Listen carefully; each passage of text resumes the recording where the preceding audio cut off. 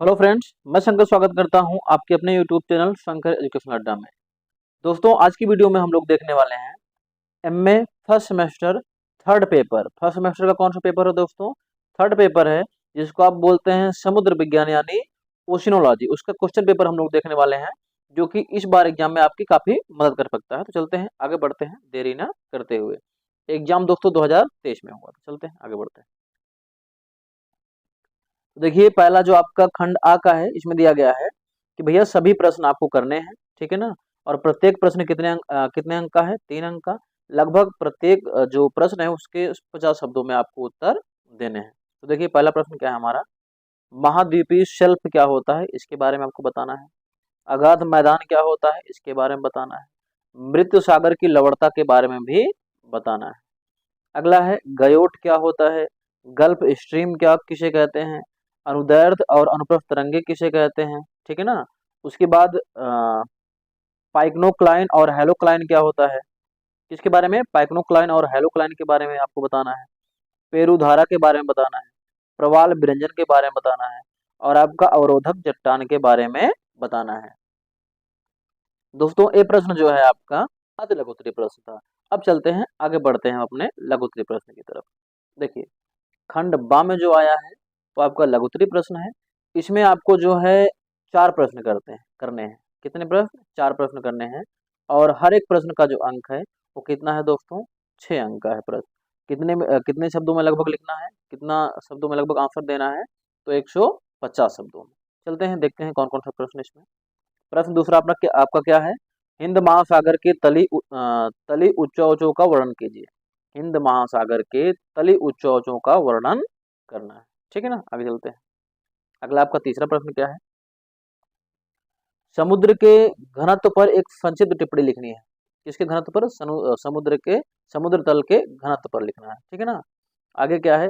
हाइपोग्राफिक वक्र क्या संकेत करती है, और व्याख्या करें कि इसका आकार पृथ्वी पर सक्रिय विवर्तनिक प्रक्रियाओं की उपस्थिति को क्यों दर्शाता है। इसके बारे में आपको प्रॉपर तरीके से लिखना है। अगला प्रश्न हमारा क्या है? ज्वार और लहरों के बीच क्या अंतर है, उसके बारे में बताना है। और ज्वार की उत्पत्ति के 2 प्रमुख सिद्धांत भी आपको क्या करना है यहाँ बताने हैं। आई होप इतना क्लियर हो गया होगा। दोस्तों, आगे बढ़ने से पहले मैं आपसे गुजारिश करूंगा, यदि आप हमारे चैनल पर नए हैं तो चैनल को सब्सक्राइब कर लीजिए और इस वीडियो को ज़्यादा से ज़्यादा शेयर करिए, क्योंकि पढ़ेगा इंडिया तभी तो बढ़ेगा इंडिया। और लाइक मत भूलिएगा, क्योंकि आपके लाइक से हमें मोटिवेशन मिलता है कि ये नहीं, आप हमारी वीडियो आपको पसंद आ रही है। इतना तो आप कर ही सकते हैं। चलते हैं आगे बढ़ते हैं। अगला क्या है हमारा? छठा प्रश्न क्या है? तो छठा प्रश्न देखिएगा, महासागरीय निक्षेपों के प्रकार एवं वितरण का विस्तृत व्याख्या करें। क्या करना है? महासागरीय निक्षेपों के प्रकार बताने हैं और उनके वितरण का जो है विस्तृत व्याख्या करनी है, ठीक है ना। आगे क्या है? परवाल भित्तियों के निर्माण के लिए अनुकूल परिस्थितियां कौन कौन सी हैं, इसको आपको समझाना पड़ेगा। इसमें क्या है? प्रवाल भित्तियों के निर्माण के लिए अनुकूल परिस्थितियां कौन सी हैं, इसे समझाइए। अगला प्रश्न है हमारा, उचित चित्रों के द्वारा उत्तरी तथा दक्षिणी गोलार्ध में कोरियोलिस प्रभाव का जो है कोरियोलिस प्रभाव का वर्णन कीजिए।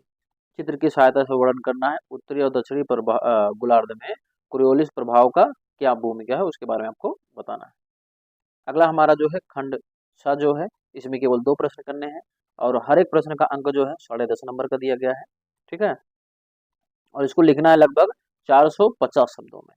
चलते हैं, देखते हैं क्या है हमारा। समुद्र विज्ञान की प्रकृति और क्या है? समुद्र विज्ञान की प्रकृति और कार्य क्षेत्र की चर्चा करें। अगला प्रश्न हमारा क्या है? 10वां। 4 प्रश्न दिए गए, लेकिन करना 2 ही है। इसमें से चारों में से 2 कोई भी कर सकते हो आप। अगला क्या है? महासागर की लवणता के संघटक, स्रोत तथा वितरण को संक्षेप में समझाइए। अगला है प्रवाल भित्तियों के निर्माण की उत्पत्ति के लिए उत्पत्ति से संबंधित, ठीक है ना, समालोचनात्मक परीक्षण कीजिए। क्या कह रहा है? प्रवाल भित्तियों के निर्माण की उत्पत्ति से संबंधित सिद्धांतों का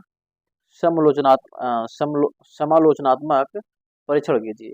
अगला जो हमारा लास्ट प्रश्न है वो क्या है? चित्र की सहायता से अटलांटिक महासागर की धाराओं का वर्णन कीजिए।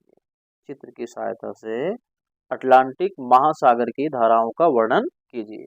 आई होप दोस्तों वीडियो आपको पसंद आई है तो लाइक जरूर करिएगा और इस वीडियो को ज़्यादा से ज़्यादा शेयर करिए, क्योंकि पढ़ेगा इंडिया तभी तो बढ़ेगा इंडिया। मिलते हैं आपसे अगली वीडियो में।